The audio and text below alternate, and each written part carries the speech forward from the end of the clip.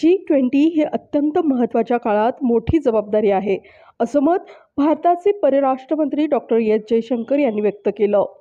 Pune international सेंटरच्या policy research think tank आणि परराष्ट्र व्यवहार मंत्रालय यांच्या संयुक्त विद्यमानं पुण्यातील हॉटेल JW मॅरिट येथे 23 ते 25 फेब्रुवारी 2023 दरम्यान आयोजित करण्यात आलेल्या एशिया इकॉनॉमिक डायलॉग 2023 या भूअर्थशास्त्र परिषदेच्या उद्घाटन सत्रात ते बोलत होते. या प्रसंगी ज्येष्ठ शास्त्रज्ञ आणि PICचे अध्यक्ष डॉक्टर रघुनाथ माशेलकर यांनी उपस्थितांचं स्वागत केलं. उद्घाटन सत्रात भारताचे परराष्ट्र मंत्री डॉक्टर एस जयशंकर, भूतानचे अर्थमंत्री लिओम्पो नामगे, शेरिन आणि मालदीवचे अर्थमंत्री इब्राहिम अमीर सहभागी झाले होते. या ED 2023चा संयोजक गौतम बंबावले यांनी we have an approach since 2014 called Neighborhood First. The neighborhood itself has seen a sea change. I'm not sure it's something which people in our own country fully understand and appreciate. I think the neighborhood perhaps does more than we ourselves do. So to me, the neighborhood first would be one big, I would say, concern, focus, thought, call it what you will. The second would be the state of the world, would be the state of the world. I think the 3 C's is a very snappy summing up of the problems, which is COVID, conflict, and climate. And climate is increasingly an operational problem, not just an existential one, because we can see already that climate is creating disruptions to the routine economic, routine operations of the global economy. But it's not obviously enough to say, I got a 3C problem. You got to have a solution. And I think the solution is also a kind of a 3C solution, which is that somewhere there has to be a degree of creativity, a sense of caution about this world we are entering to. And finally, I think that the world is suffering today from credibility issues. So to me, there are 3 C's as a problem. There are probably 3 C's as some kind of solution. And the third is the G20 presidency. It's a very important responsibility at a very critical moment. And I think there are a lot of expectations from India. We too must look at the world and see how we can use it to enhance global awareness, which is very important for India if it is to develop the mindset of a rising power. A large part of our budget is spent on climate adaptation and climate mitigation efforts.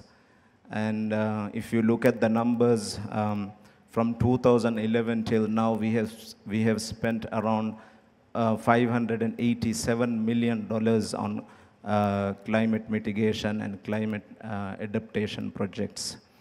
And also, if you look at our main sectors that drive our economy, it is mainly based on our natural resources, which is the tourism, and also the fisheries sector. The climate adaptation and climate mitigation efforts. Maldives is very low lying, and why it bothers me is that so far we have not been able to tap into the climate finances, cheap climate finances that is being pledged by the developed countries in several COP meetings. So because of that, we are forced to go to the markets, borrow at a higher cost, and then make sure our islands are there for the tourists to come, and we are there. The other thing is, second thing is the external shocks. Namely, very recently we have the COVID, and now we have the war in Ukraine. During COVID, as you know, Maldives is very much reliant on tourism, and we closed our borders for 3 months, and our economy declined by around 33%.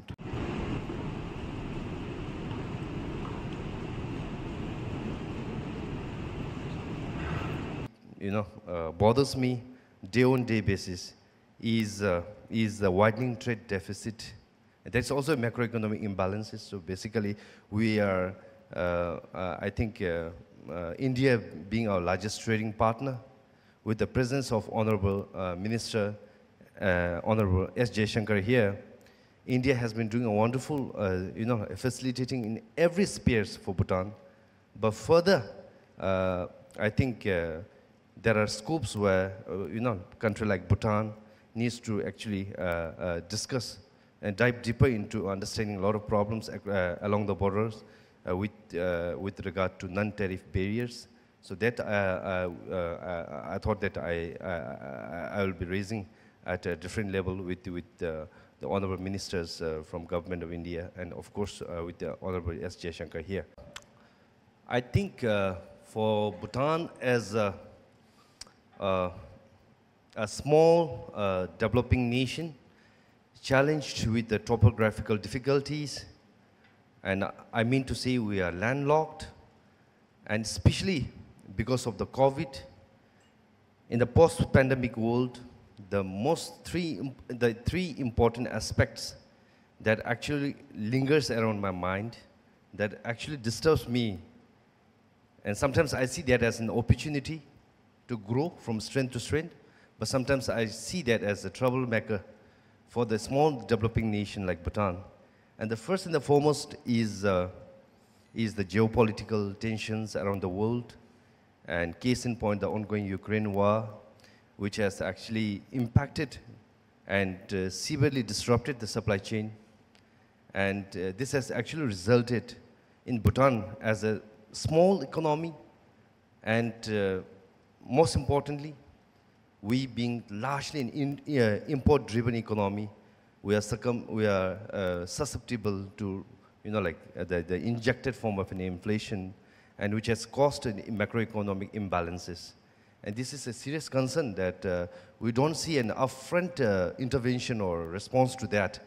But I think having a dear neighbor with a lot of economic resilience and a lot of innovations like India, I think we are very much positive that the growth in India will directly or indirectly translate or have a cascading effect into a smaller economy like us. Second aspect that I see is the climate change. I think climate change has become a kind of a universal the phenomenon, the challenge, whether the country is sea-locked or landlocked. And for instance, in Bhutan, we always say that, we always praise ourselves saying that we are not only carbon neutral, but we are carbon negative. That's the fact. We have a forest coverage of 72%. And our constitution mandates that forest coverage should be maintained at all times at 60%. But having said that, I think if the partners across the world doesn't play their equal roles and responsibilities, and doesn't keep up their words, I think smaller nations cannot make much difference. The biggest challenge for Bhutan, because of the climate change effect, is the glacial lake outburst. We are highly susceptible and vulnerable to gulf. And third important aspect that actually... I hope the government does take some of these suggestions on board. But thank you very much, all three ministers.